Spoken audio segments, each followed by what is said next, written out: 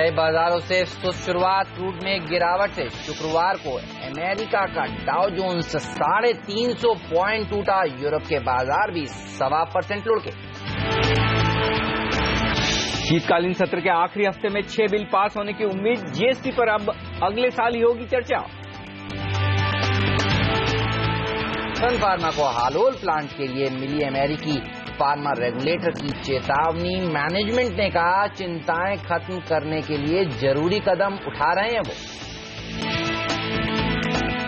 अब आईटी कंपनियों को महंगा पड़ेगा अमेरिकी वीजा, यूएस कांग्रेस ने फीस दुगुनी करने का बिल किया पास, नेस्कॉम ने बताया बिल को भेदभावपूर्ण। और आज बंद होगा नारायण हृदयालय का आईपीओ, 2 दिनों में महज 20% की बढ़ा प्राइस बैंड, 245 रुपए से 250 रुपए। एशियाई बाजारों में है सुस्ती का माहौल, लेकिन अमेरिकी बाजारों में तेज गिरावट शुक्रवार को, और भारतीय बाजार कमजोरी दिखाते हुए बंद जरूर हुए थे। बड़ा सवाल है कि हफ्ते की शुरुआत तो सुस्ती के साथ होगी, लेकिन क्या वहां खरीदारी के मौके हैं? 7,700 होल्ड होगा या गिरावट के खतरे बढ़ते नजर आ रहे हैं? ऐसे में क्या हो आपकी रणनीति और क्या है लेवल्स अहम, इस पर होगा हमारा खास फोकस। नमस्कार, मार्केट काउंटडाउन में आप सबका स्वागत है। मैं हूं अनिल सिंह। नमस्कार, और मैं हूं हेमंत घई। जी हां, हम बताएंगे आपको कि कौन से वो सेक्टर्स हैं जो सबसे अच्छा प्रदर्शन आज दिखाएंगे, गिरावट में कहां आपको खरीदारी करने के मौके ढूंढने चाहिए, और इसके लिए हमारी मदद करेंगे 2 खास मेहमान। जी हां, मंगल केशव सिक्योरिटीज से राजेश सतपुते हमारे साथ जुड़ेंगे, ट्रेड स्विफ्ट ब्रोकिंग के संदीप जैन भी हमारे साथ जुड़ेंगे। लेकिन अल ये बताइए, किसी को अंदाजा नहीं था कि 350 पॉइंट का तेज फॉल डाउ में देखने को मिलेगा। कच्चा तेल अब सबको मुश्किल में डाल रहा है, $35-36 के आसपास हर रोज अब हमें देखने की आदत हो गई है कच्चे तेल को। आप देखिए 50% 18 महीने में गिरावट, बड़ी गिरावट मानी जाएगी, और इसने मूड बिगाड़ा है दुनिया भर के बाजारों का। बिल्कुल, इसमें कोई डाउट नहीं कि कच्चे तेल की गिरावट से अब ग्लोबल मार्केट्स ज्यादा डरते हैं।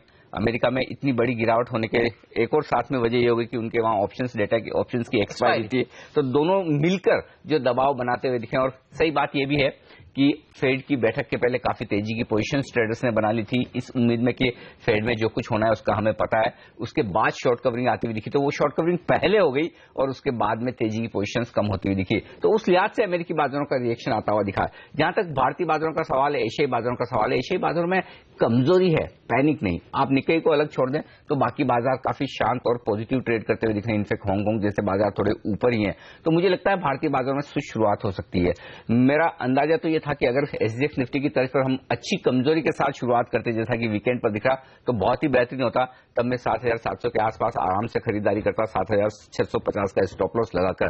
तो आज ट्रेडिंग करने का एक ही तरीका है, और वो तरीका यह कि बाजार की चाल के विपरीत ट्रेड करें। सुस्त शुरुआत होने दें और उसके बाद देखेंगे फर्स्ट हाफ में बाजार कैसे ट्रेड कर रहा है। अगर तुरंत पहले रिकवरी दिखा दे और 7,800 की तरफ बढ़ता हुआ नजर आए तो वहां पर मंदी की पोजीशन बनाए। लेकिन लग ये रहा है कि थोड़ी कमजोरी रहेगी, और ऐसे में कमजोरी हो तो 7,700 के आसपास खरीदारी करने के मौके ज्यादा बेहतर होंगे। ये निफ्टी की बात है। बैंक निफ्टी में मुझे लगता है अब भी 16,300 16,400 ये रेंज टूटने वाली नहीं। तो हमारे बाजार दुनिया भर के बाजारों से संकेत लेकर थोड़े कमजोर होंगे, लेकिन पैनिक आपको नहीं दिखेगा, ये बात तय है, क्योंकि बाजार के लिए बड़ी इवेंट्स निकल चुकी है और अब धीरे धीरे आपको चुनिंदा खरीदारी नीचे स्टोर पर मिलती हुई नजर आएगी। तो मैं 7,700 के आसपास थोड़ी खरीदारी करना चाहता हूं, लेकिन बेहद स्ट्रिक्ट स्टॉप लॉस जो कि 7,650 का होगा। चलिए, इंपॉर्टेंट हफ्ता है, 4 दिन का ही हफ्ता है। शुक्रवार को क्रिसमस के चलते भारतीय बाजार बंद हैं। पार्लियामेंट सेशन 23 तारीख को बंद होगा। हालांकि जीएसटी बिल अनिल पास नहीं होगा, लेकिन कुछ अपेक्षाएं हैं कि 6-7 बिल तो आसपास सरकार पास करा ही ले जाएगी इस बार, और कांग्रेस भी अब ऑन बोर्ड आ गई है उन बिल्स को पास कराने के लिए। लेकिन ये बताइए, एफआई का डेटा अगर जो मैं देख रहा हूं वो चिंता में डाल रहा है। आप देखिए, छोटी ही सही लेकिन बिकवाली का फिगर है, और डीआईएस से ज्यादा बड़ी निराशा है। 2 दिन में डीआईएस लगातार बिकवाली कर रहे हैं। एक्सपेक्टेशंस तो ये थी कि डीआईएस आखिरी में आके आखिरी 15-20 दिनों में खरीदारी करेंगे। 400 करोड़ रुपए की बिकवाली के फिगर से जरूर ट्रेडर्स को निराशा हाथ लगी है, नहीं? ये बात सही है कि स्टॉक स्पेसिफिक बिकवाली बढ़ी है, लेकिन इस बिकवाली को अगर आप कैश मार्केट के साथ देखें तो आंकड़ा उतना बुरा नहीं है। एफआई ने किया है, कैश मार्केट की बिकवाली रोककर स्टॉक फ्यूचर्स में बिकवाली शुरू की, जो कि 947 करोड़ के आसपास की हुई। इसमें कोई डाउट नहीं कि यह बिकवाली का आंकड़ा बढ़ा है, और खासतौर से इसमें चिंता वायदा कारोबार के ट्रेडर्स को होनी चाहिए बजाय इन्वेस्टर्स को। दूसरी बात, जो 437 की खरीदारी का आंकड़ा आया है एफआईएस की तरफ से वायदा कारोबार में, वो बेहद इंटरेस्टिंग है। इंडेक्स फ्यूचर्स में देखिए एफआईएस का ट्रेंड बहुत ही इंटरेस्टिंग दिख रहा है। अगर शुक्रवार के डेटा को आप तोड़कर देखें, जो 437 करोड़ की खरीदारी है उसमें हुआ क्या है, उसमें एफआईएस ने इंडेक्स फ्यूचर्स में निफ्टी फ्यूचर्स में खरीदारी की है और बैंक निफ्टी में बिकवाली की है। तो अगर आप एक ट्रेडर हैं तो आपके लिए इन डेटा में सबसे पहला संकेत तो ये कि निफ्टी पर खरीदारी होती दिख रही है, यानी कि निफ्टी में शायद एफआईएस को बहुत ज्यादा नीचे की रिस्क नहीं दिख रही है, लेकिन बैंक निफ्टी में अभी भी हो सकता है आपको 16,300 16,400 के आसपास की रेंज आती हुई नजर आए। तो बैंक निफ्टी पर शायद एफआईएस ने ज्यादा अपनी बिकवाली की है। दूसरी बात यह कि डोमेस्टिक फंड्स की तरफ से बिकवाली का आंकड़ा आया है, तो जो लोग ये उम्मीद लगाकर बैठे हैं कि शायद साल के अंत में खरीदारी आएगी डोमेस्टिक फंड्स की तरफ से एनएवी बढ़ाने के लिहाज से, उन्हें शायद अभी 3-4 ट्रेडिंग सेशन इंतजार करना होगा। याद रहे इस साल का आखिरी ट्रेडिंग सेशन 31 दिसंबर है और अल्टीमेटली जो एनएवी काउंट होती है वो 31 दिसंबर की होती है। तो पहले आप कितनी भी खरीदारी करें, 31 दिसंबर को क्या भाव है वो ज्यादा अहम होते हैं। तो मुझे लगता है कि जो एनएवी बढ़ाने के लिहाज से खरीदारी होनी है वो अगले हफ्ते में शिफ्ट होती हुई दिखेगी। चलिए जल्दी से हो जाए वो खरीदारी शुरू, तो थोड़ा सा कॉन्फिडेंस आए लोगों में। लेकिन संदीप जैन हमारे साथ अब जुड़ चुके हैं। हाय संदीप, गुड मॉर्निंग। बताइए गिरावट में खरीदारी करेंगे क्या? बिल्कुल, मुझे ऐसा लगता है कि जिस तरीके से मार्केट 7500 7550 का एक स्ट्रांग सपोर्ट बनाया था और एक तरीके से ऐसा लगता है कि काफी चीजें डिस्काउंट हो चुकी है। फेड की भी एक बहुत बड़ी तलवार लटकी हुई थी, फिर आपके जीएसटी का क्लैरिटी आ गई। ठीक है, जो भी है नेगेटिव क्लैरिटी है बट क्लैरिटी है, तो मार्केट सर्टनली क्लैरिटी पे काम करता है। तो मुझे ऐसा लगता है कि ये सारे नेगेटिव सब पीछे रह गए हैं और अब आने वाले दिनों में वापस से दिसंबर खत्म होगा तो फिर क्वार्टरली रिजल्ट्स का सिलसिला शुरू होगा और फिर जो आप एनएवीज की बातें कर रहे थे, ऐसा लगता है कि मिड कैप्स और स्मॉल कैप्स में अपॉर्चुनिटीज ढूंढनी चाहिए और मार्केट कहीं ना कहीं 7700 7650 ये एक सपोर्ट यहां पे बनाएगा और यहां से मुझे ऐसा लगता है 7850 7900 तक सर्टेनली जाने की पूरी कोशिश करेगा इस महीने में। बिल्कुल, तो चलिए मिड कैप्स में छोटे मझौले शेयरों में खरीदारी करनी चाहिए। कुछ ही देर में संदीप से पूछेंगे कि कौन से वो सेक्टर्स हैं जो आज अच्छा प्रदर्शन दिखाएंगे, कौन से वो मिड कैप्स हैं जिन पर उनकी नजर है आज के लिए। लेकिन अनिल, एफएनओ में किस तरह के संकेत मिल रहे हैं, कौन से लेवल्स इंपॉर्टेंट हैं बाजार के लिए इस डेटा में, इस सीरीज में, जिसे बाजार रेस्पेक्ट करेगा? देखिए 3 डेटा कल शुक्रवार को जो एफएनओ में दिख रहे हैं वो बड़े अहम है। पहला तो है प्रीमियम का। जनरली हम प्रीमियम के डेटा को बहुत ज्यादा तवज्जो नहीं देते, लेकिन मैं इसलिए कह रहा हूं 12 पॉइंट से प्रीमियम बढ़कर 28 पॉइंट हुई है शुक्रवार को। इसका मतलब क्या है, जब एफआईएस बैंक निफ्टी में अपनी शॉर्ट पोजीशन कवर कर रहे हैं, फ्रेश खरीदारी कर रहे हैं और प्रीमियम बढ़ रही है, तो एक संकेत आपके लिए मिलता है कि निफ्टी में शायद लोअर लेवल पर, निचले स्तर पर थोड़ी खरीदारी आपको आती हुई दिखे। हालांकि निफ्टी में दूसरा डेटा जो अहम है, 4 लाख शेयरों का ओपन इंटरेस्ट कम हुआ है, 1% निफ्टी गिरा है। इसका मतलब ये कि निफ्टी में मंदी की पोजीशंस बहुत ज्यादा नहीं बनी है, 4 ही लाख शेयर कम हुए हैं। इसका मतलब ये कि तेजी करने वाले ट्रेडर्स ने अपनी पोजीशन ज्यादा छोड़ी है, बजाय इसके कि मंदी करने वाले ट्रेडर्स ने पोजीशन बनाई हो। बैंक निफ्टी में भी आप देखिए 64,000 शेयरों से ओपन इंटरेस्ट कम हुआ है, बैंक निफ्टी भी लगभग 0.1% नीचे जाकर बंद हुआ है। तो वहां पर भी तेजी करने वाले ट्रेडर्स की तरफ से पोजीशन कम हुई। तो इसका मतलब साफ है कि जो तेजी करने वाले ट्रेडर्स है उन्होंने 7,800 के टूटने के बाद धीरे धीरे अपनी पोजीशन को कम कर लिया है, तो उनका कॉन्फिडेंस कम हुआ है। मंदी करने वाले ट्रेडर्स इतने हावी होते नहीं दिखे और पुट कॉल रेशियो देखिए घटकर 0.78 पर आया, तो थोड़ा वो कंफर्ट दे रहा है। तो वायदा कारोबार के आंकड़े उतने बुरे हैं नहीं जितना शायद आप सोचकर चले। पुट में ओपन इंटरेस्ट में कमी हुई है 15 लाख शेयरों की, और साथ ही कॉल्स में देखें तो 16 लाख शेयर ऐड हुए हैं।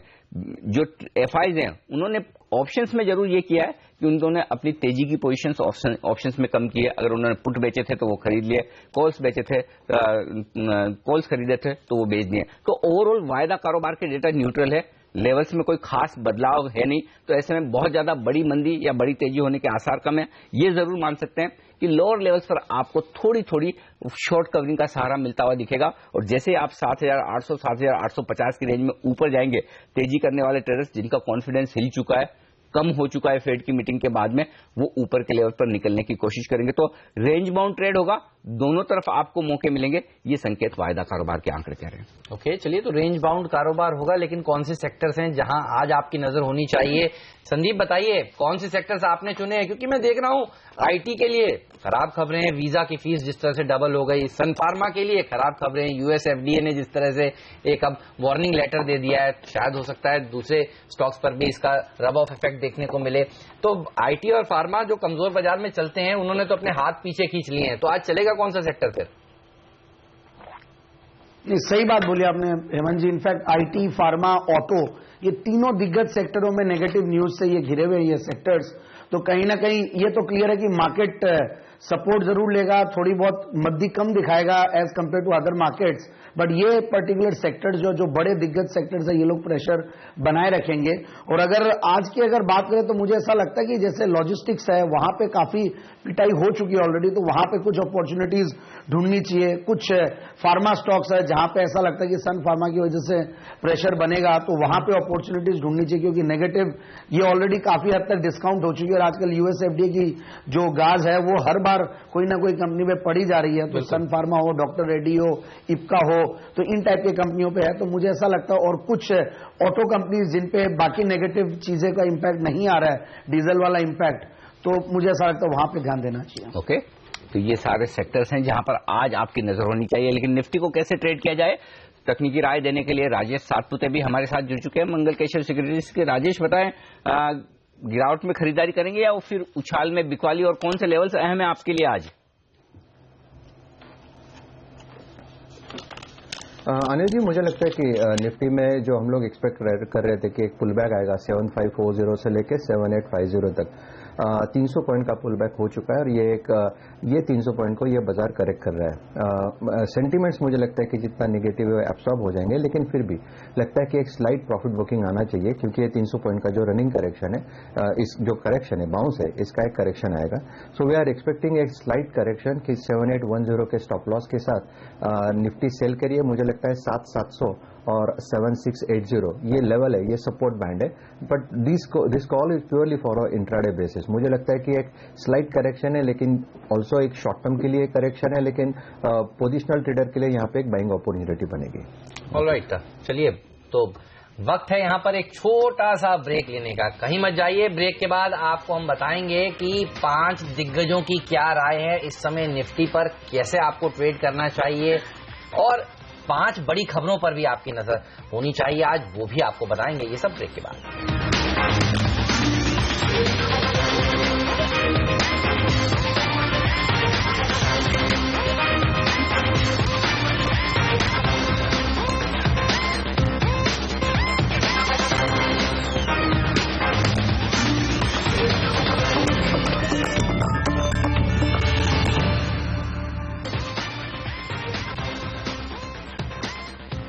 स्वागत है आप सभी का सीएनबीसी आवाज पर। आप देख रहे हैं मार्केट काउंटडाउन। वक्त हो गया अब ये जानने का कि 5 एक्सपर्ट्स, दिग्गज एक्सपर्ट्स सीएनबीसी आवाज पर जो हर रोज आते हैं, वो निफ्टी में आज क्या करने की राय आपको दे रहे हैं। चलिए देखिए, मनीष शर्मा, डेरिवेटिव ट्रेडिंग रिसर्च.com के, इनको लगता है खरीदारी करनी चाहिए, 7900 तक के लेवल्स देखने को मिल सकते हैं, 7700 का एक स्टॉप लॉस भी जरूर रखना चाहिए। लेकिन रजत बोस की राय है मंदी की तरफ, कह रहे हैं कि 7810 के स्टॉप लॉस के साथ आप करें मंदी, 7690 पर आपको मौका मिलेगा अपनी मंदी की पोजीशन को कवर करने का।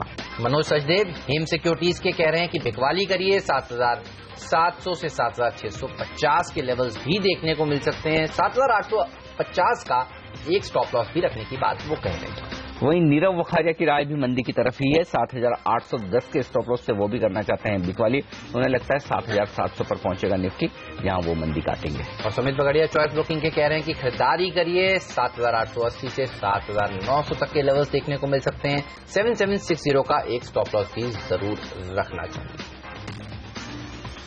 तो हमारे 5 एक्सपर्ट्स की राय आज काफी हद तक बटी हुई नजर आ रही है, और 2 एक्सपर्ट की राय है तेजी की तरफ, और 3 एक्सपर्ट्स कह रहे हैं मंदी। तो मैं आपको सम अप करके बता दूं क्या निकल कर आ रहा है। पहले नीचे के लेवल देख लें, 7650 और 7700, ये 2 लेवल है जो नीचे की तरफ काफी अहम है, इनके नीचे बाजार जाने की संभावना कम है, तो यहां पर आप सपोर्ट समझे। ऊपर की तरफ पहला लेवल बनता है 7810 का, उसके पार निकले तो 7850 और 7900 तक हम जा सकते हैं निफ्टी पर। ये राय हमारे 5 एक्सपर्ट्स की जो मिलकर निकल कर आ रही है। चलिए, तो ये राय तो निफ्टी पर, लेकिन 5 ऐसे कौन से स्टॉक्स हैं जिस पर आज आपकी नजर होनी चाहिए। चलिए जानते हैं टॉप 5 स्टॉक्स।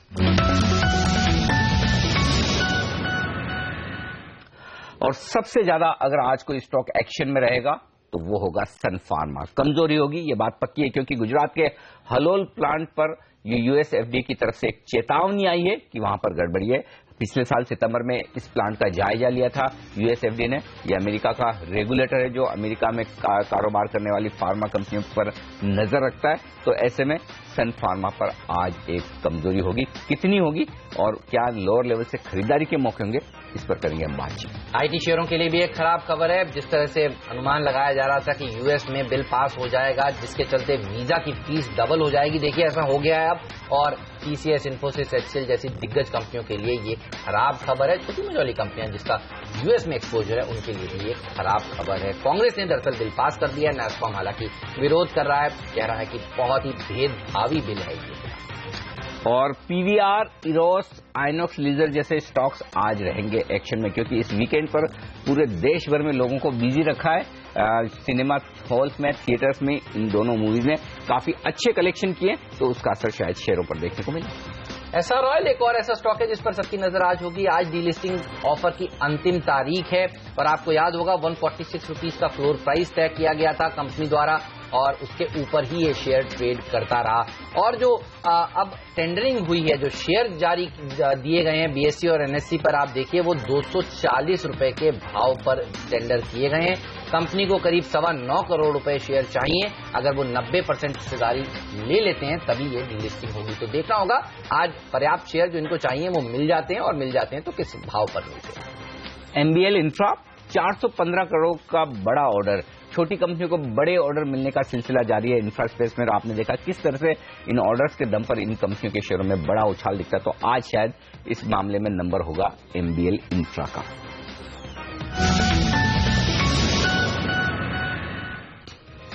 चलिए लेंगे फिलहाल एक छोटा सा ब्रेक के बाद इन टॉप 5 खबरों पर अपने एक्सपर्ट्स की राय जानेंगे। इसके अलावा और भी वो शेयर हैं जहां पर आज आपकी नजर होनी चाहिए, उस सब की सूची हाजिर करेंगे और एक्सपर्ट्स का व्यू लेकर आएंगे। आप बने रहिए सिंबीसी आवाज के साथ।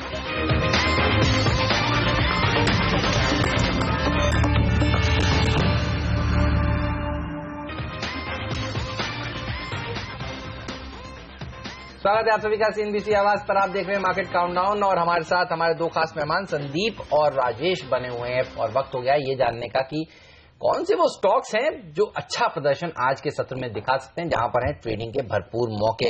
इससे पहले राजेश आपकी पिक्स जानूं, ये बताइए बैंक निफ्टी को किस तरह से अप्रोच करना चाहिए आज?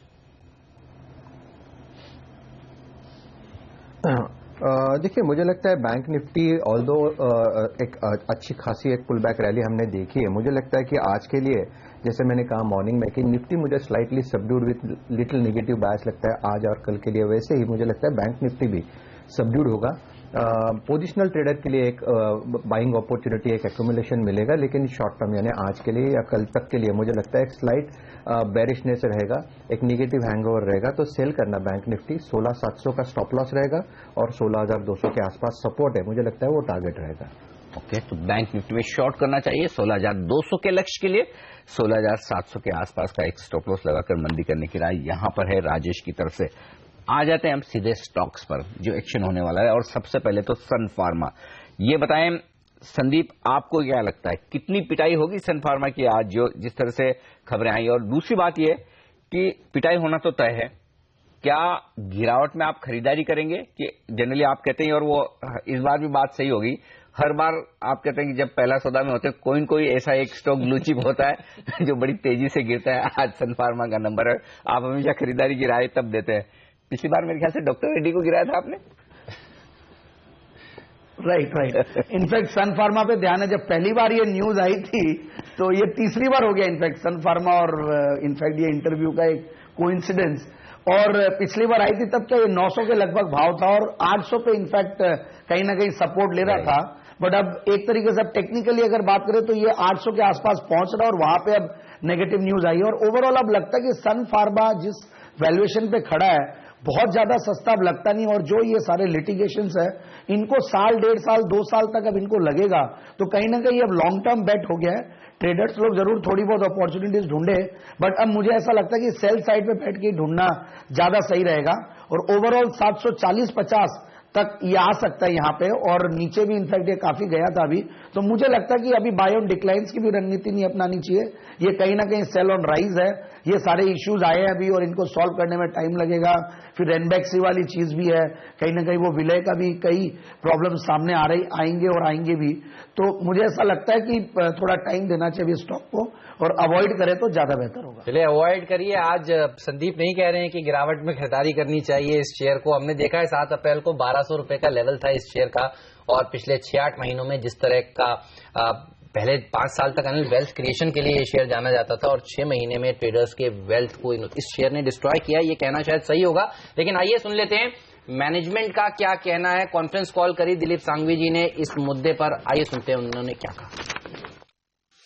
Our initial reading of the warning letter indicates that it is based on the 483 observations issued in September 2014. I think in intervening period between the Halol inspection and today, I think almost all our major US manufacturing sites, both for dosage form as well as API, have been inspected by FDA. Post the inspection at Halol, almost all our major sites have been inspected by the FDA. चलिए, तो management कहता हुआ इसके बाद हालोल की facility के बाद उन्होंने देखा है कि ज्यादातर फैसिलिटीज के ऊपर यूएस एफडीए ने अपने इंस्पेक्शंस को किया है, और बाजार को चिंता यही है कि अगर एक इंपोर्ट अलर्ट होता है तो इस स्टॉक में बहुत ज्यादा दबाव देखने को मिल सकता है। राजेश, चार्ट्स कैसे लग रहे हैं यहाँ पर? कोई ट्रेड लेना चाहेंगे कि आज तो अच्छा खासा गैप डाउन खुलेगा ये स्टॉक? यस डेफिनेटली, मुझे लगता है कि सन फार्मा में जो हम लोग टेक्निकल बाउंस एक्सपेक्ट कर रहे थे रफली 700 से लेके 800 तक, 804 का मेरा टारगेट था, और मुझे लगता है कि वो that should be the strong resistance, और उस पर भी वो निगेटिव न्यूज है, तो डेफिनेटली यहाँ पे सन फार्मा करेक्ट होगा। देखिए, as far as the technical is concerned, मुझे लगता है आज के लिए मे बी एक गैप डाउन होता है, और 752-54 के आसपास एक short term trend line support बना है। अगर 750 का, यानी एक राउंड फिगर 750 पकड़ के चले, अगर 750 का लेवल सन फार्मा तोड़ेगा तो एक अच्छी शॉर्टिंग अपॉर्चुनिटी क्रिएट करेगा, जिसका टारगेट फिर से 700 के आसपास ही रहेगा। सो यू कैन से immediate support is somewhere near 750-52 level. 750 अगर तोड़ेगा तो 700 का स्तर फिर से आ जाएगा। So it's a cell on rise at least for now. चलिए, उछाल में बिकवाली देखना होगा कि 750 तोड़ने के बाद 700 पर रुकता है या नहीं, वो सबसे अहम होगा। ब्रेक का वक्त है और ब्रेक के बाद लौटेंगे, वायदा कारोबार की रणनीति भी आपके लिए लेकर आएंगे, और साथ ही आज वीकेंड पर बहुत सारे स्टॉक्स ऐसे हैं जहां पर खबरें हुई है, बड़ा एक्शन दिखेगा, किस तरह से आप ट्रेड करें उन्हें, और साथ ही आपके लिए कुछ बेहतरीन ट्रेडिंग पिक्स आज की वायदा कारोबार के लिहाज से भी और टेक्निकल्स की भी इस ब्रेक के बाद।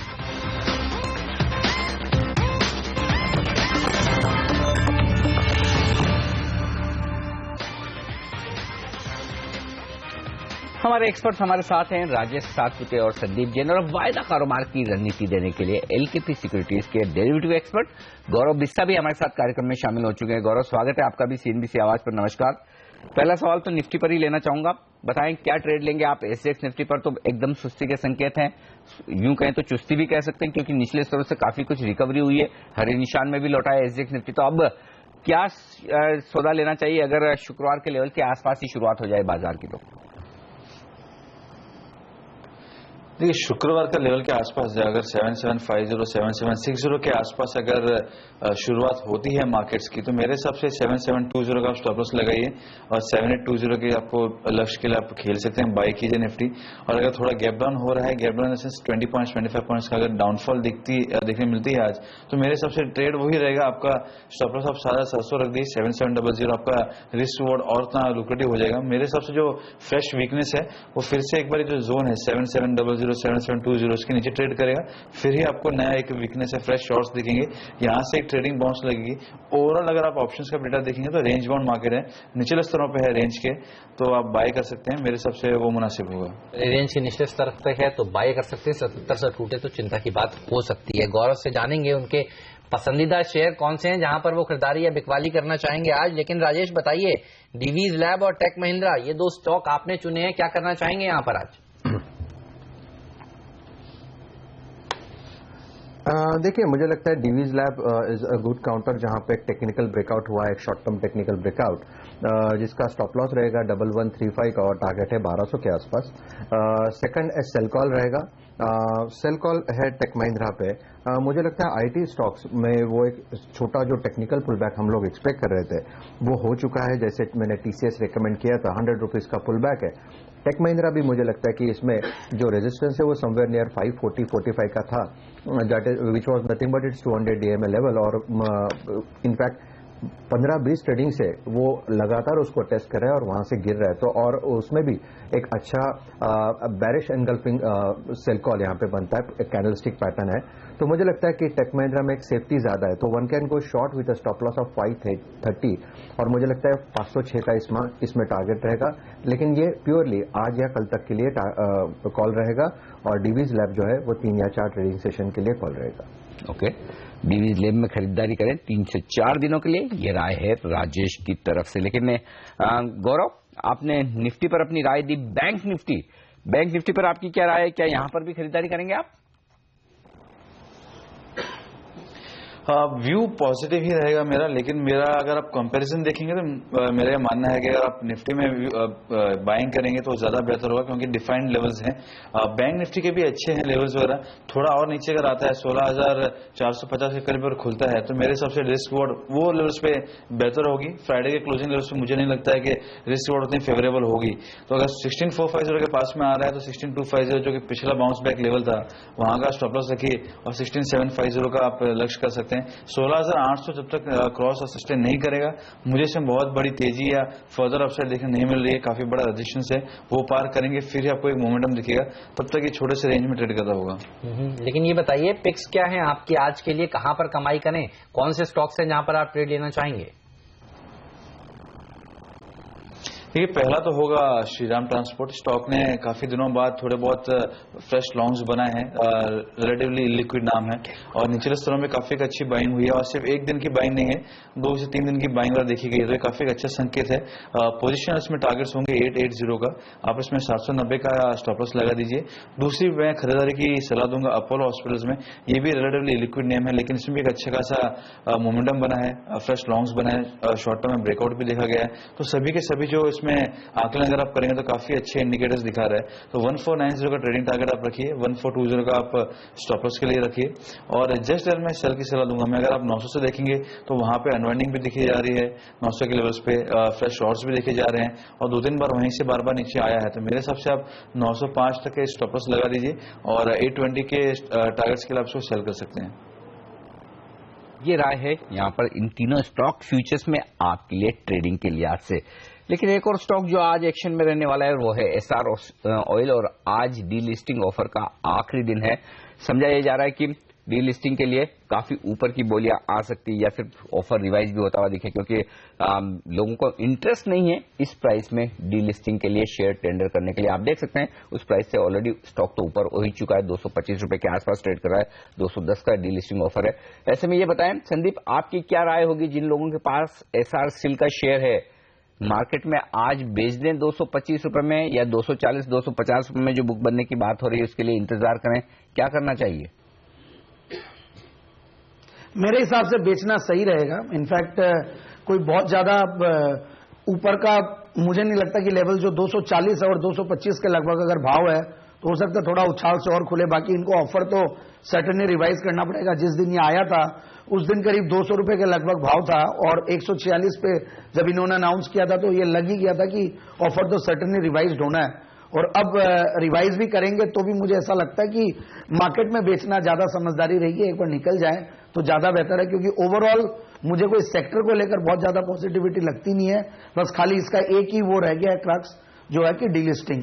तो मेरे हिसाब से 225-30 का लेवल है तो निकल जाने में समझदारी रहेगी। आईटी कंपनियां भी आज प्रेशर में रह सकती हैं। राजेश ये बताइए, चार्ट्स पर देखकर दिग्गज आईटी कंपनियों में कौन सा शेयर सबसे ज्यादा कमजोर लगता है? इन्फोसिस, टीसीएस, टेक महिंद्रा या फिर कोई और? क्योंकि जिस तरह से वीजा का जो बिल था वो पास हो गया यूएस में और वीजा कॉस्ट अब लगभग दुगनी हो जाएगी आईटी कंपनियों के लिए जो भारत से विदेश में काम कर रहे हैं यूएस में, कौन से शेयर में सबसे ज्यादा कमजोरी हो सकती है आज? देखिए, मुझे लगता है कि इन्फोसिस, टीसीएस और विप्रो इसमें माइनर करेक्शन आएगा, लेकिन जो फॉल हम देख पाएंगे, मुझे लगता है जैसे मैंने कहा कि एक टेक महिंद्रा में मुझे लगता है और एचसीएल टेक में लगता है। टेक महिंद्रा का जस्टिफिकेशन मैंने अभी दिया, मुझे लगता है 540 के आसपास 200 डीएमएल है और बहुत एक शार्प करेक्शन इसमें आने की गुंजाइश है। मैंने तो एक कंजर्वेटिव टारगेट दिया 1-2 दिन के लिए, लेकिन मुझे लगता है कि अगर ये 510 के आसपास का जो लेवल तोड़ता है तो फिर आप देखोगे टेक महिंद्रा में बहुत अच्छी सेल ऑफ आएगी और मे बी इसका जो अर्लियर लो था विच वॉज समवेयर नियर 450 460 वहां तक ये गिर सकता है। तो रिस्क टू रिवॉर्ड के हिसाब से पोजिशनल ट्रेडर को टेक महिंद्रा में शॉर्ट कॉल लेना चाहिए। ओके, पोजिशनल ट्रेडर्स शॉर्ट करें टेक महिंद्रा को, ये राय यहां पर राजेश की तरफ से। वक्त एक ब्रेक का, और ब्रेक के बाद जब लौटेंगे मेरी लिस्ट में कुछ और स्टॉक्स हैं जहां पर आज एक्शन होने वाला है। कुछ ये मल्टीप्लेक्स वाले शेयर, कुछ इंफ्रा कंपनियां, कुछ और आईटी कंपनियां जहां पर एक्शन दिखेगा। इन सब पर लेंगे राय, बनाएंगे आपके लिए ट्रेडिंग रणनीति इस ब्रेक के बाद।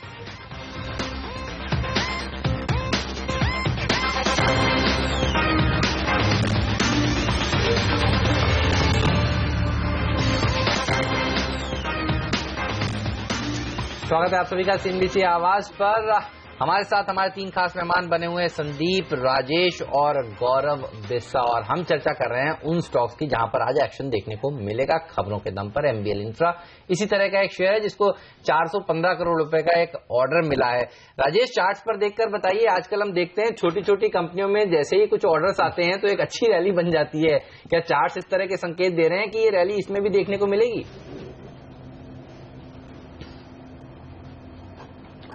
हेमंत, स्क्रिप्ट का नाम मैं ठीक से सुन नहीं पाया। MBL infra, MBL infra.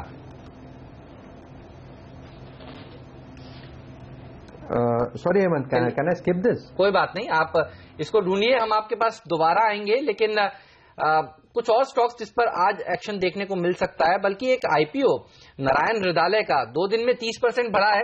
Sandeep, बताइए क्या लगता है, आराम से आज तीसरे दिन में आ जाएंगी अर्जियां, भर जाएगा ये, और आपका क्या व्यू है इसके ऊपर? नहीं, भर तो जाएगा इनफैक्ट, बट मुझे ओवरऑल ये आईपीओ थोड़ा महंगा लगता है as compare to its peers. In fact पहले भी मैंने आपके चैनल पे 2-3 दिन पहले इस पर रिकमेंडेशन दी थी नॉट टू सब्सक्राइब। तो मुझे ऐसा लगता है कि जिन पी वैल्यूएशंस पे ये स्टॉक का आईपीओ आ रहा है, कहीं ना कहीं ज्यादा अट्रैक्टिव इसके पियर्स लगते हैं, जैसे कि अपोलो हॉस्पिटल्स है, बहुत अच्छा लगता है इन लेवल्स पे। इंद्रप्रस्थ मेडिकल है जो अपोलो हॉस्पिटल की अपोलो दिल्ली के नाम से ज्यादा जानी जाती है। इन टाइप के स्टॉक्स को ले ले तो ज्यादा बेहतर रहेगा। ओके, तो फिलहाल अवॉइड करें नारायण हेल्थ केयर के आईपीओ को, ये राय है संदीप की तरफ से। पैसा न लगाएं तो बेहतर होगा। लेकिन इंफ्रा कंपनी की जो बात हेमंत कर रहे थे उसी को आगे बढ़ाते हुए आपसे राय लेना चाहता हूं। संदीप, खबर यह है कि वित्त वर्ष 2016 में सरकार की तरफ से बड़े ऑर्डर्स इन इंफ्रा कंपनियों को दिए जा सकते हैं। 28,000 करोड़ के ऑर्डर मिलने की बात है। जो नई स्कीम इन्होंने एन्युटी से रिलेटेड निकाली थी उसमें खबरें देखिए एक के बाद एक स्टॉक में आ रही है। एमबीएल की बात हेमंत ने की, आईवीआरसीएल को देखिए, यहाँ पर एसडीआर के लिए स्ट्रेटेजिक डेट रिस्ट्रिक्शन के लिए मंजूरी की बात की जा रही है। गेमन इंडिया के लिए कुछ खबरें इस तरह की आती हुई दिख रही है। ये बताएं, क्या कहीं आपको मौका दिखता है इन इंफ्रा कंपनियों को? सद्भाव, आईआरबी, अशोका, आईटीएनएल, आईवीआरसीएल, लंबी लिस्ट है। बिल्कुल, देखिए ये ओवरऑल सेक्टर काफी पिटा हुआ है। इनफैक्ट जो सबसे ज्यादा बूमिंग सेक्टर लग रहा था, अगर आज 3-4 साल पहले की बात करते और जब मोदी सरकार आई थी तो तभी भी ऐसा लगता था कि इंफ्रा सेक्टर में वापस से बहुत बड़ी चाल आएगी, और ये सारे स्टॉक्स ने बहुत बड़े बड़े मूव्स दिए थे।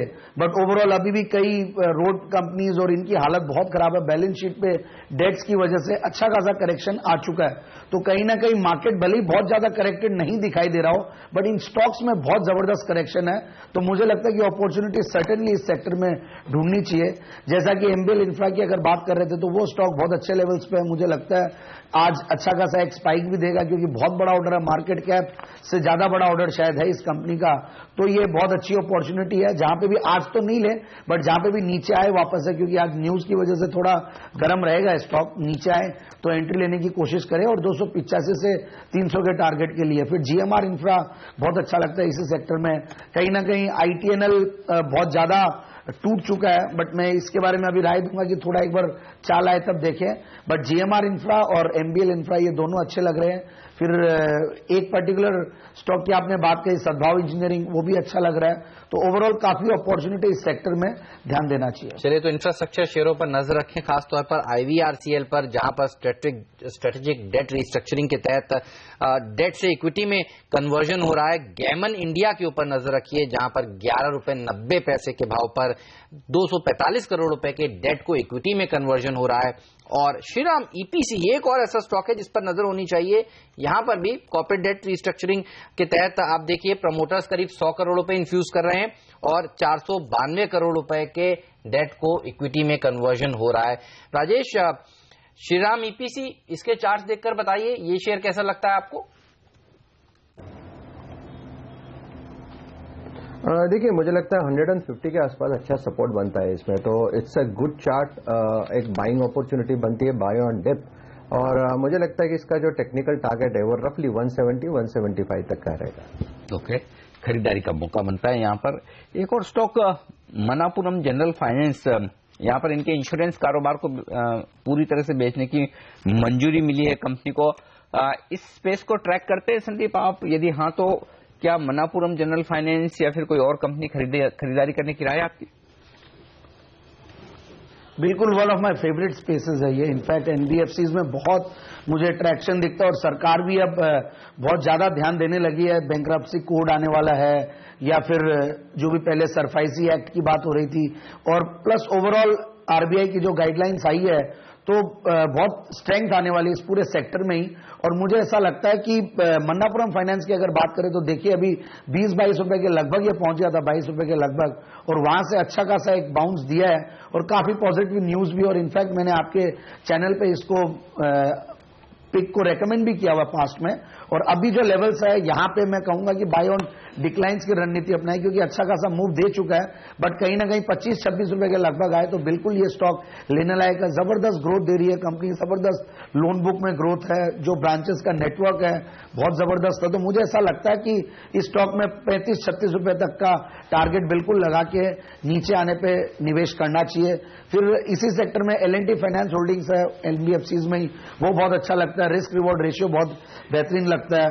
फिर तो ये दो स्टॉक्स है जिन पे ध्यान देना चाहिए। बिल्कुल, L&T फाइनेंस होल्डिंग के लिए आज खबर भी है, 621 करोड़ रुपए कंपनी रेज कर रही है 2 इन्वेस्टर्स को प्रेफरेंशियल अलॉटमेंट करके, तो इस स्टॉक पर भी नजर होनी चाहिए। राजेश, इसका चार्ट चेक भी आपसे लेना चाहूंगा। L&T फाइनेंस होल्डिंग कैसा लगता है चार्ट्स पर? ये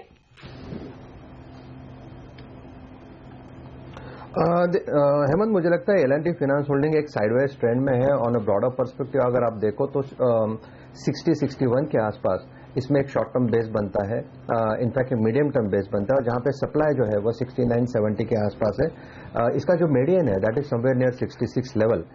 अगर आप शॉर्ट टर्म चार्ट देखो तो मुझे लगता है मीडियन के नीचे ट्रेड हो रहा है, so there is a probability कि एक बार फिर से फिसले। लेकिन हिम्मत, मुझे लगता है कि 60-61 will be the ideal level अगर फिसलता भी है तो, क्योंकि इसमें एक ट्रेडिंग रेंज, एक ट्रेडिंग अपॉर्चुनिटी मिलती है, buy on dip sell on rise. So एक range bound counter you can say on a bigger perspective. अगर आप मंथ ऑन मंथ चार्ट देखो तो मुझे लगता है L&T फाइनेंस एक फ्लैग फॉर्मेशन बना रहा है। इट्स अ बिग चार्ट जिसका technical breakout will be about 70-71।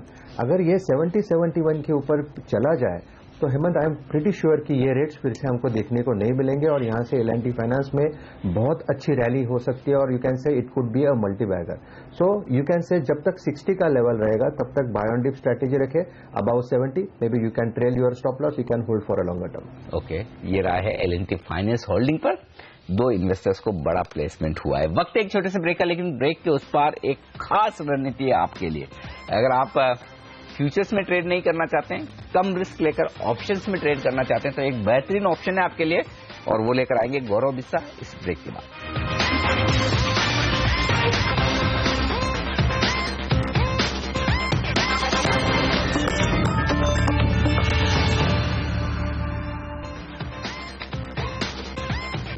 स्वागत है आप सभी का CNBC आवाज पर। आप देख रहे हैं मार्केट काउंटडाउन। राजेश सतपुते, संदीप जैन और गौरव बिस्सा हमारे साथ जुड़े हुए हैं, और एक चार्ट पर राय लेना चाहूंगा। पिपावाव डिफेंस के रिलायंस इंफ्रा ने 66 रुपए प्रति शेयर के भाव पर जब से ओपन ऑफर खत्म किया है, देखिए शेयर के क्या वारे न्यारे हो गए। संदीप, क्या लग रहा है कहां तक जा सकता है ये शेयर? हमने शुक्रवार को भी देखा, अचानक से 8-9% की तेजी स्टॉक में देखने को मिली। क्या यहां से और ऊपर जा सकता है ये शेयर? देखिए, सर्टेनली डिफेंस सेक्टर में है तो बहुत जोश, क्योंकि कहीं ना कहीं जो भी कंपनियां डिफेंस सेक्टर से कनेक्टेड है, रिलेटेड है, और जो भी यहां पे एक्सपेंशन कर रही है, तो वहां पे काफी ट्रैक्शन है। और सर्टेनली सरकार ने जिस तरीके का आते ही जो डिफेंस के ऊपर फोकस दिखाया, उन सब का नतीजा, और इनफैक्ट अनिल अंबानी ग्रुप के ओवरऑल भी शेयर्स में काफी ट्रैक्शन आया अभी इन दिनों में, भले वो रिलायंस कैपिटल हो या रिलायंस पावर हो या रिलायंस कम्युनिकेशंस हो। तो मुझे ऐसा लगता है कि यहां पे अब बहुत ज्यादा चाल आ चुकी है, तो 85-86 एक रेंज होगा जहां पे सर्टेनली प्रॉफिट बुकिंग आएगी। तो अब क्या ये नीचे आने पे ही लेने की कोशिश करे, इन लेवल्स में थोड़ा सा मुझे वैल्यूएशंस के लिहाज से महंगा लगता है। ओके, तो ये पीपा और डिफेंस के लिए रहा है आपके लिए। एमटी एडुकेयर, ये एक और स्टॉक है संदीप, आप ट्रैक करते हैं इसे? क्योंकि खबरें आ रही कि एक बड़े इन्वेस्टर्स ने यहां पर शुक्रवार के सेशन में खरीदारी की है 167 रुपए के आसपास। क्या राय बनती है आपकी अगर आप ट्रैक करते हैं तो? बिल्कुल, ये इनफैक्ट ये स्टॉक भी मैंने रेकमेंड किया हुआ पहले जैकपॉट में ही। इनफैक्ट ये 115-20 रुपए के लगभग काफी दिनों तक अटका हुआ रहा है, और बहुत ही जबरदस्त एक कंसोलिडेशन के बाद ये मूव किया है। और ओवरऑल अगर देखें तो ये कंपनी एजुकेशन स्पेस में संभाव मुझे लगता है कि सबसे सेफ बेट था, बट अब ऑलरेडी प्राइस इतनी बढ़ चुकी है, और इनफैक्ट अभी भी लगता है कि स्कोप है, और वैल्यूएशंस के लिहाज से भी बहुत महंगा नहीं है as compare to other education stocks. ये काफी सेफ है, और मुझे ऐसा लगता है कि बाय ऑन डिक्लाइंस की रणनीति बिल्कुल अपनानी चाहिए। अपॉर्चुनिटीज मिलेगी, बट थोड़ा सा अब टाइम देना पड़ेगा, कम से कम 6 से 9 महीना साल भर देना पड़ेगा फर्दर इसमें अप्रिसिएशन देखने के लिए। चलिए, 14-14.5% दौड़ लगाई थी स्टॉक ने शुक्रवार को। पिपा और डिफेंस में 8-9% की तेजी देखने को मिलती। तो ये कुछ ऐसे स्टॉक्स जिन्होंने शुक्रवार को अच्छी हरकत दिखाई थी। लेकिन जानते हैं अब हमारे एक्सपर्ट गौरव से कि ऑप्शंस में किस तरह की आज रणनीति बनाए। गौरव, बताइए क्या स्ट्रेटजी लेकर आए आज आप? देखिए, मैं स्ट्राइड्स एयरक्राफ्ट स्टार में 1300 के पुट बाय करने की सलाह दूंगा। इसमें आप लक्ष्य रखिए 32 का, और एक छोटा सा ट्रेडिंग स्टॉप लॉस रखिए 15 का। मेरे सबसे जो सबसे मूवमेंट हुआ है, जो सबसे फ्रेश शॉर्ट्स वगैरह बनते देखे गए हैं, एक बार स्टॉक 1300 के नीचे ट्रेड करने लगा तो वापस इसका जो सपोर्ट है, नेक्स्ट सेट ऑफ सपोर्ट 1260 पे आ रहा है। तो अगर 1260 आ रहा है तो ये स्टॉक का जो ऑप्शन है वो डबल एटलीस्ट हो ही जाएगा, क्योंकि आपका इन द मनी वैल्यू इसकी 40 रुपीज की हो जाएगी। तो मेरे सबसे काफी एक अच्छा लग रहा है, आप यहाँ पे बाय कर सकते हैं। ओके, खरीदारी करने की राय स्ट्राइड्स आर्कोलैब के यहाँ पर पुट में, यानी कि आपको बनाना है मंदी का सौदा। माफ कीजिएगा, और पिछले हफ्ते इसका QIP खत्म हुआ है, तो उस हिसाब से जो कुछ भी शायद खरीदारी होनी थी वो हो भी चुकी। तो हो सकता है ये एक सौदा आपके लिए सही साबित हो। लेकिन इंडिया सीमेंट, गौरव, इस पर आपसे राय लेना चाहता हूं, जो कि शुक्रवार को वायदा कारोबार के बैन में आया है, और खबरें आ रही कि शायद यहां पर आंध्र प्रदेश में इनकी सेल्स बढ़ने की बात हो रही है, 30% के आसपास बढ़ सकती है सेल्स, इस तरह के अंदाजे लगाए जा रहे हैं। स्टॉक 1.5% मजबूत हुआ था और बैन में है। क्या ट्रेड लेना चाहिए यहां पर इंडिया सीमेंट में आपके हिसाब से? देखिए, फ्रेश लॉन्ग्स थोड़ा बहुत बनते देखे तो गए हैं, लेकिन अगर मैं यहाँ पे सलाह दूं बाइंग करने की तो मेरे हिसाब से इंट्राडे आप करें तो बेहतर होगा। बैन में अगर कोई स्टॉक आ जाता है तो उसको मुनासिब नहीं होता फ्यूचर्स या ऑप्शंस में रखना, पेनल्टी काफी लग जाती है। कैश में है तो अलग बात है, लेकिन मेरे हिसाब से मोमेंटम में है, आप ये उस पे बाइंग थोड़ी सी कर सकते हैं। 90-92 उसका एक जो है लेवल्स है वो काफी स्ट्रॉन्ग सपोर्ट है, रेजिस्टेंस है, तो वहां से काफी बार अनवाइंडिंग का सिलसिला शुरू हुआ है। आप बाइंग कर सकते हैं, लेकिन इसमें आपको 3 से 4 रुपए का वो करना है तो कर सकते हैं। 1 या 1.5-2 रुपए का स्टॉप लॉस रखिए, 3-4 रुपए का टारगेट रखिए। ओवरऑल अगर सीमेंट पैक पे देखेंगे तो काफी रेंज में है। तो सबसे एक्टिव सीमेंट नेम अगर कोई लगेगा तो अंबुजा और ECC है। ये जो छोटे मिजोले हैं मेरे हिसाब से थोड़ा मूव करके फिर वापस एक बार ट्रेंड वाइज आने की काफी संभावना है रेंज वगैरह में, तो थोड़े अरसे के लिए आप बाइंग कर सकते हैं। Okay, Jubilant life, Rajesh, charts कैसे लगते हैं इसके? 419 वाला ये शेयर है, और यहाँ पर एक अच्छी खबर आई है, RBI ने कहा है कि अब FIIs यहाँ पर 45% तक हिस्सेदारी खरीद सकते हैं। थोड़ा हेडरूम बढ़ जाएगा इसका FIIs का निवेश करने के लिए। राजेश, चार्ट्स कैसे दिखते हैं इसके? शायद राजेश यहाँ पर हमसे हेमंत, जो मंथली चार्ट है, मैं जुबिलेंट, जी बताइए। हेलो, आवाज आ रही है आपकी? हाँ, जो मंथली चार्ट है जो मंथली चार्ट है उसका जो टेक्निकल ब्रेकआउट था वो 210 के आसपास था, जिसका टारगेट बनता था रफली 400-410। अभी जो इसका प्राइस है दैट इज 450। शॉर्ट टर्म में मुझे लगता है 450 के ऊपर जाना थोड़ा डिफिकल्ट है, और इसमें जो शॉर्ट टर्म बेस बनता है वो 410 के आसपास बनता है। तो you can say 410 and 450 is a distribution level. So मुझे लगता है अगर यहाँ पे पोजिशनल ट्रेड है, हमारे हाथ में माल है, तो definitely this is the time to liquidate your long, because एक हाई प्रोबेबिलिटी बनती है कि अगर इसमें एक बेयर हैमर जो हम लोग कहते हैं, अगर बेयर हैमर आता है तो डेफिनेटली ये करेक्ट हो सकता है रफली 360-370 ऑड लेवल तक। तो मे भी मुझे लगता है बाय ऑन डिप करना है तो that will be the ideal opportunity. एक ट्रेडिंग का मौका पोजिशनल ट्रेडर के लिए यहाँ पे बनेगा। It's a cell on rise counter at least for now. Okay, फिलहाल उछाल में बिकवाली करने की राय जुबिलेंट में, लेकिन आज उछाल होने की संभावना है इस खबर के दम से, तो वहां पर मौके ढूंढे ये राह है। लेकिन फिलहाल बाजारों के खुलने का वक्त हो रहा है। प्री ओपनिंग सेशन में लेंगे एक छोटा सा ब्रेक, और ब्रेक के बाद लेकर आएंगे आपके लिए यहाँ पर पूरा का पूरा आप देखिए SGX के 30 अंक नीचे था, वो रिकवर हो गया है। तो जितनी चिंताएं घंटे भर पहले बाजार को थी, देखिए वो बिल्कुल खत्म होती हुई। बिल्कुल, कुछ समय पहले लाल से हरे निशान में भी SGX निफ्टी पहुंचा, तो काफी कुछ रिकवरी वीकेंड के सेशन से होती हुई दिखिए। ब्रेक के बाद लेकर आएंगे आपके लिए पहला सौदा।